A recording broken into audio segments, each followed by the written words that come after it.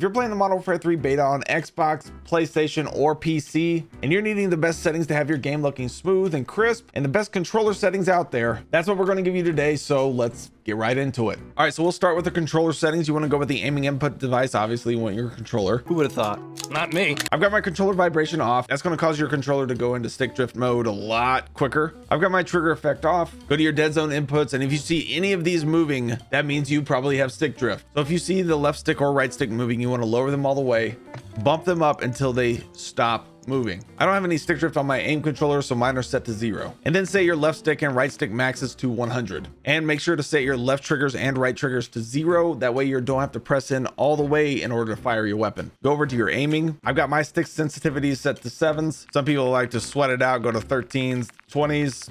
I don't understand that. Most pros will have it from about 4 to about an 8. ADS sensitivity multiplier, I don't really ever touch. I just leave it at 1. Then you have your other sensitivity multipliers, and you want to set those to 1 as well. My tack stance sensitivity multipliers, I set that to 1 too. Aim response curve type, I have it dynamic. ADS sense multiplier 1. ADS sensitivity training timing instant. Custom sensitivity per zoom, I don't really have that on right now. Once we get the full game release, I may end up turning that on and seeing what we can do, but for the beta, I would just leave it off. Target aim assist on. I've got mine set to Black Ops, trying out Black Ops or default, but I wouldn't use precision or focusing. Either one of these, whichever feels good. What's really nice about Modern Warfare 3 is that the long distance aim assist is not as strong as our past 2 games, which is honestly kind of nice. That way people aren't blaming good aim on aim assist. Motion sensor behavior off, and motion sensor advanced settings, you don't need them because we have it off. All right, go over to your gameplay. This will be like all your movement gameplay, those kinds of things, all your movement controller settings. Automatic sprint, auto tack sprint, auto move forward off, tactical sprint behavior, single tap from sprint or single tap from run. I prefer mine single tap from sprint. Ground and mantle on, automatic airborne mantle partial, automatic ground mantle off, invert slide and dive behavior standard, plunging underwater free, sprinting door bash on, ledge climb behavior mantle only, ADS behavior hold, change zoom shared input. I've got it set to sprint tactical sprint focus, equipment behavior hold, weapon mount activation ADS and melee, tactical ADS activation, ADS down button or ADS melee, whichever you choose, tactical ADS behavior partial, interact reload behavior, prioritize interact. That's the way you just have to tap to pick things up or to use your items. ADS stick swap I have off, weapon mount exit delay instant, depleted ammo switch on, quick C4 I've got 1x1, vehicle camera recenter, short delay, camera initial position, free look, lean out activation, melee, got the scoreboard map, toggle, ping wheel delay moderate, and kill streak wheel behavior hold. All right, that's it for the controller settings. Now we'll go over to the graphics settings. If you're on PC, Xbox, PlayStation, this will apply for all of you. You'll have some of these settings, you may not have some of these settings. Just follow along and copy all the settings that you do have. All right, if you're on PC, we're gonna go full screen borderless. Display monitor, I'm running a 27G1S. I'm running a 3080. Aspect ratio is automatic, VSync off, custom frame rate limit. I've got a custom frame rate limit here. You can go unlimited, whatever you want to do there, but I've got it set to 220. With my system, I'm not pushing past that anyway. Menu custom frame rate limit, I've got it at 60. This will be like, it'll lock it at 60 in the actual menu, which is fine with me. It just takes out less on my PC. And then out of focus on 30. Display gamut at 2.2. My brightness, I leave at 50. NVIDIA reflex low latency on plus boost. HDR, you want to set to automatic. We'll go over to quality presets. I have these customized. Go render resolution to 100, dynamic resolution off, upscaling sharpening. I've got fidelity FX cast, and then we have that fidelity cast strength. We want to set that all the way to 100. This will get your game looking pretty crisp. Anti-aliasing, you want filmic SMAA T2X. I've got my VRAM scale target maxed out to 90.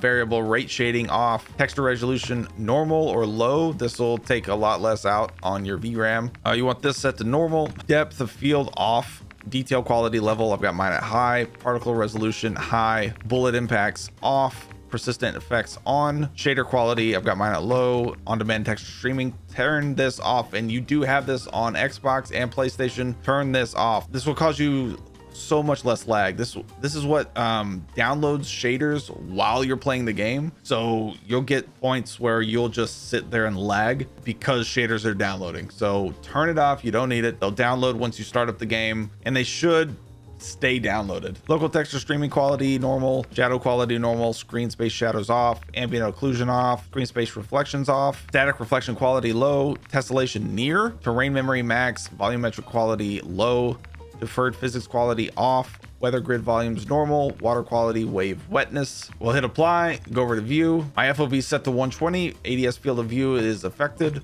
weapon field of view wide, vehicle field of view default, world motion blur off, weapon motion blur off, film grain set all the way to 0. If you turn this up, your your screen will look completely grainy. First person camera movement you want to set to least, spectator camera, helmet camera, doesn't really matter. Inverted flashbang off. If you have this inverted flashbang, you can set this to black if you wanted to. That way it'll like turn black instead of the bright white color and blind you. Completely up to you there. I usually just leave mine off because I like the pain. All right, so for some more graphic settings, this will be like your color settings. We're going to go to color customization. We're going to go to the HUD color palette. I've got mine set to custom. My enemies are going to be bright pink here, and I've got my team. Usually I set my team to green. I set it to green last time because it was so hard to see your teammates, but since they have fixed, they put the red bar or the red name tag over your enemies, that's been a lot easier to see. So shout out to them for actually fixing that. Been super awesome. We'll go down to your color filter settings, set it to filter 2, set it to both, and set them up to both 100. This will have your colors looking a little bit more vibrant. Make sure your mini map is set to square, mini map rotation on, horizontal compass on, crosshairs off, hit marker visuals are on. Those things are so satisfying. Damage base hit markers on, player names, abbreviated icon, full name, whatever you want to do there. In-game text chat, I'm gonna turn that off. And make sure to turn your gameplay tips off. This was a problem back on old Call of Duty where it would cause your game to crash just randomly or something like that. It would just cause problems. Just turn your gameplay tips off. You don't need them. All right, so next we'll get your audio settings locked in. If you're having trouble hearing footsteps, which is not super hard to do, honestly, the footsteps are super loud in this game, but your teammates footsteps are super loud. They're like almost as loud as the enemy footsteps, which makes it makes it confusing, especially when we put on that amplify perk or the bone conductor headset, which amplifies your enemy footsteps. It seems to like amplify your friendly footsteps as well. So I've got mine set to home theater, and go down to your volumes and make sure your gameplay music set to 0. You don't need it. Dialogue volumes to 20. That's your operator calling out UAVs, airstrikes, all those kinds of things. Set those to 20. That way you can hear them, but they're not overly loud where they're covering up footstep audio. Effects volume all the way 100. I've got my voice chat volume all the way to 6, but that's a PC thing. And then cinematic volume all the way to 0. If you want to hear everybody in the lobby, make sure your voice chat is on. All lobby, last words voice chat. This will give you some hot mics every now and then set your voice chat output device to whatever your device is. Another thing is to go down here to reduce tinnitus sound. So this will be like a stun or a flash grenade.